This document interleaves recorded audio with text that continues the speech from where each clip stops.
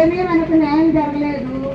ఒక ఇంటి స్థలాలు ఇవ్వలేదు, ఒక కాలనీలు ఇవ్వలేదు, ఏది కూడా మనకు న్యాయం అంటే ఏదీ జరగలే. ఇప్పుడున్న ప్రభుత్వం కానీ ప్రతిపక్షంలో చంద్రబాబు నాయుడు ప్రభుత్వంలో కానీ ఎవరికి న్యాయం జరగలేదు. ఇక్కడ అన్నమయ్య ప్రాజెక్టు తెగిపోయి సంవత్సరం అవుతా ఉన్నా కానీ ఇంతవరకు నష్టపరిహారం చెల్లించిన పాపాలు పోలేదు.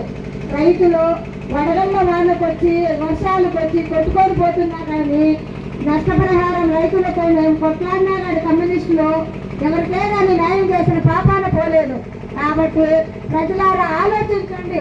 మీకు ఎవరైతే న్యాయం చేస్తారని మీకు అనిపిస్తుందో వాళ్ళకే మీరు ఓటేసండి. తీసుకోండి డబ్బులు. వాళ్ళు ఏమీ కష్టపడి మీకు ఇచ్చిన డబ్బులు కాదవి. ఓటుకు 1000-2000 ఇస్తారు. తీసుకోండి.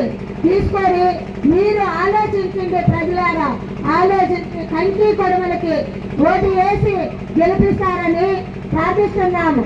మీరు నిత్యం ప్రజల్లో ఉండే వాళ్ళంతా కూడా నిత్యం ప్రజల్లో ఉంటుంది కమ్యూనిస్టు పార్టీ.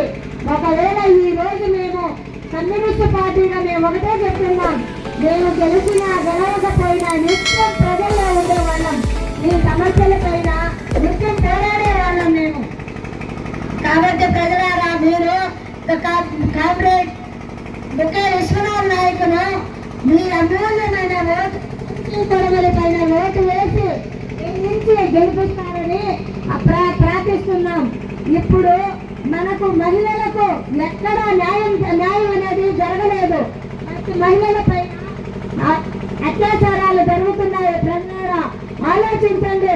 మీరు ప్రతిదానికి కూడా అండగా ఉంటారు. కాబట్టి మీరు కంటి కొడుమలకి ఓటు వేసి అమూల్యమైన ఓటు వేసి గెలిపించాలని ప్రార్థిస్తున్నాం. గమనించండి ప్రజలారా, ఇప్పుడు నిత్యావసర ఆకాశాన్ని ఇప్పుడు ఏదైనా కానీ మనకు న్యాయం జరగాలంటే మనకు మాట్లాడేవాడు అసెంబ్లీలో మాట్లాడే నాయకుడు ఒకడు ఉండాలి.